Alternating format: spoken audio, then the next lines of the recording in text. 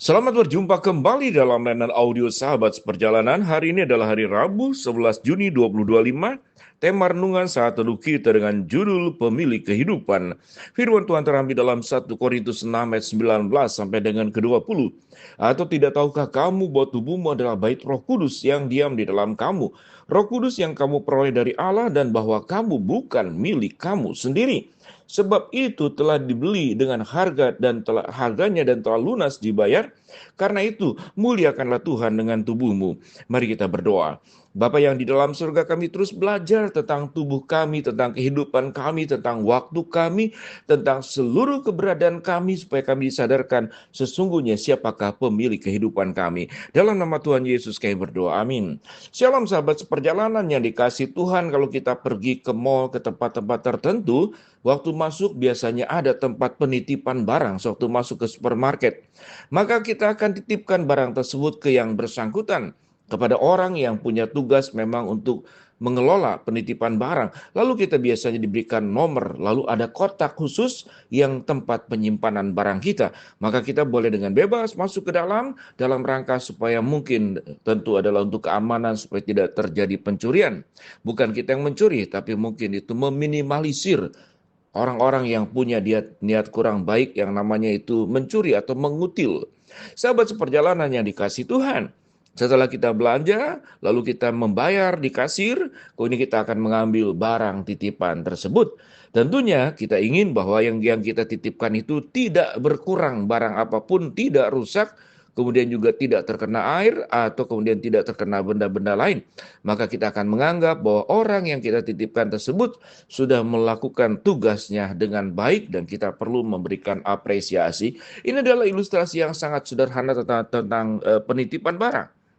Sahabat seperjalanan yang dikasih Tuhan, di bank juga sama, kita ada namanya safe deposit box. Saya juga menggunakan hal tersebut untuk menyimpan surat-surat penting. Sehingga di sana pengamanannya begitu luar biasa, pintunya berlapis, ada 2 pintu kunci, kemudian waktu safe deposit box itu yang seingat saya ada juga 2 kunci. Jadi sangat berlapis.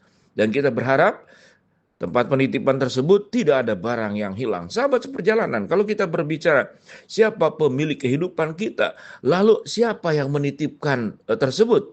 Tentu penitipan itu adalah berasal dari Allah. Allah memberikan kepada setiap kita masing-masing seluruh anugerah kehidupan. Kita dicipta oleh Tuhan sebagai manusia, bukan tumbuh-tumbuhan, bukan binatang. Maka itu adalah pemberian Allah dan anugerah Allah yang luar biasa. Allah memberikan waktu, Allah memberikan karunia, Allah memberikan kecerdasan, Allah memberikan kelengkapan tubuh di dalam diri kita. Allah juga memberikan seluruh alam semesta ini untuk dikelola oleh manusia sebagaimana Tuhan titipkan kepada Adam dan Hawa. Dan itu tetap terjadi kepada setiap kita masing-masing. Allah juga menitipkan tidak hanya diri kita, tetapi juga keluarga kita. Kita punya orang tua yang sudah berumah tangga, kita punya istri, punya suami. Kita juga punya mertua. Itu semua adalah harga titipan yang luar biasa yang tidak bisa dinilai dengan apapun. Ada titipan yang sifatnya barang, ada titipan yang sifatnya manusia atau orang untuk dibangun relasi yang baik, ada titipan yang sifatnya itu karunia, kecerdasan, ada titipan yang lain juga adalah kepercayaan yang orang lain berikan kepada kita untuk kita kerjakan dengan baik. Sehingga kalau boleh dikatakan, hidup ini adalah titipan yang perlu dipertanggungjawabkan suatu hari kelak nanti. Majikan kita, Tuhan yang kita sembah, Tuhan yang kita percaya, Tuhan yang kita agungkan, Tuhan yang sudah menyelamatkan dan menebus dosa kita. Sewaktu meminta kembali apa yang sudah Tuhan berikan, apa yang sudah Tuhan titipkan, kita harus meyakini dan kita harus berjuang. Tidak ada yang kurang, tidak ada yang cacat, tidak ada yang kotor, tidak ada yang hilang. Demikian juga kehidupan kita. Suatu kita membaca pada kedua ayat tadi, atau tidak tahukah kamu bahwa tubuhmu di dalam kamu, Roh Kudus yang kamu peroleh dari Allah, dan bahwa kamu bukan milik kamu sendiri. Dalam artian ayat 19 dikatakan kehidupan ini adalah titipan. Sebab kamu telah dibeli dan harganya telah lunas dibayarkan itu. Karena itu muliakanlah Allah dengan tubuhmu. Kalau boleh dikatakan, kamu telah dibeli dan harganya telah lunas dibayar. Karena itu muliakanlah Tuhan dengan tubuhmu. Artinya di hadapan Allah, kita adalah pribadi-pribadi yang berharga. Pribadi-pribadi yang dikasihi. Pribadi-pribadi yang dicintai oleh Allah. Allah menjaga kita, Allah melindungi kita dengan sempurna. Namun tugas kita, apakah kita juga menjaga diri kita dengan baik? Kita melindungi diri kita dari perbuatan-perbuatan buruk yang tercela, supaya sebagaimana barang yang dititipkan jangan pecah, jangan retak, jangan basah, jangan kotor, jangan disimpan sembarangan. Sebagaimana Tuhan sudah memberikan secara baik dan sempurna, kita perlu mengembalikannya di dalam keadaan yang sama, maka Tuhan akan berkata kepada kita, engkau hamba yang baik, engkau hamba yang setia. Engkau menjaga seluruh anugerah titipan yang sudah Tuhan berikan kepada setiap kita masing-masing.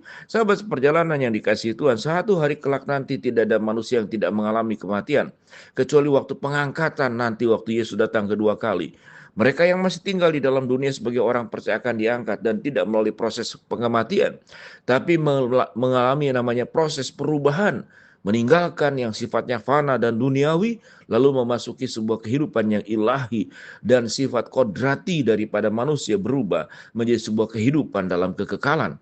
Sahabat seperjalanan yang kasih Tuhan, lalu kita akan diminta pertanggungjawaban oleh Allah. Oleh sebab itu kita harus tahu siapa pemilik kehidupan kita, bukan kita. Yang kita terima adalah kita menikmati anugerah kehidupan. Tapi pemilik kehidupan adalah Tuhan sendiri. Dan yang meminta pertanggungjawaban atas kehidupan yang kita jalani adalah Tuhan sendiri.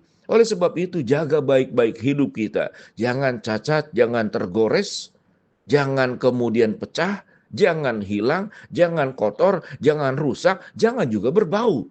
Kehidupan kita harus dijaga, jangan sampai rusak, jangan sampai kotor, jangan sampai berbau, jangan sampai retak, jangan juga tersesat dan kemudian hilang. Sahabat seperjalanan, ilustrasi dan perumpamaan bahwa kehidupan ini adalah sebuah titipan yang Allah berikan kepada kita. Baiklah kita gunakan baik-baik dengan bertanggung jawab di hadapan Allah. Kita membina rumah tangga dengan baik-baik. Jangan menyakiti anggota keluarga. Kita bekerja dengan baik-baik. Jangan merugikan orang lain. Jangan menipu. Jangan berhutang tidak membayar. Sehingga kita suatu hari kelak nanti diminta oleh Tuhan pertanggungjawaban. Kita bisa mempertanggungjawaban. Karena hidup ini adalah titipan. Baik juga di dalam studi anak-anak. Di dalam kemudian hubungan komunikasi. Dalam pelayanan. Di dalam masyarakat. Di gereja. Di mana kita berada, kita membawa supaya lewat hidup kita, lewat tubuh kita, itu Tuhan dimuliakan. Ayat 29 dikatakan, ayat 20 dikatakan, sebab kamu telah dibeli dan harganya telah lunas dibayar, karena itu muliakanlah Allah dengan tubuhmu. Muliakan Allah lewat tubuh kita. Supaya satu hari kelak nanti sewaktu Tuhan meminta kita kembali, kita bertemu dengan Tuhan, kita meyakini dan kita memastikan lewat perjuangan yang panjang di dalam dunia ini. Dan sewaktu kita bertemu dengan Tuhan, kehidupan yang Tuhan anugerahkan kepada kita, jangan cacat, jangan berbau, jangan tergores, jangan hilang, jangan rusak, jangan terpecah, tetap bersekutu dengan Allah, hidup dalam kebenaran. Hidup hanya memuliakan Tuhan lewat seluruh kehidupan yang merupakan titipan dari Allah. Biarlah Tuhan dimuliakan lewat kehidupan kita. Mari kita berdoa. Bapa dalam surga, terima kasih, kehidupan ini adalah titipan dari Allah, dan Kaulah pemilik kehidupan kami ingin berjalan hidup dengan baik bersama dengan Tuhan. Hamba-Mu berdoa buat sahabat seperjalanan yang sakit, Tuhan jamah sembuhkan. Sahabat seperjalanan yang sedang menghadapi masalah, Tuhan bukakan jalan. Sahabat seperjalanan yang sedang berdoa mengharapkan sesuatu, Tuhan kabulkan dengan waktu dan cara Tuhan yang terbaik. Di dalam nama Tuhan Yesus kami berdoa, amin.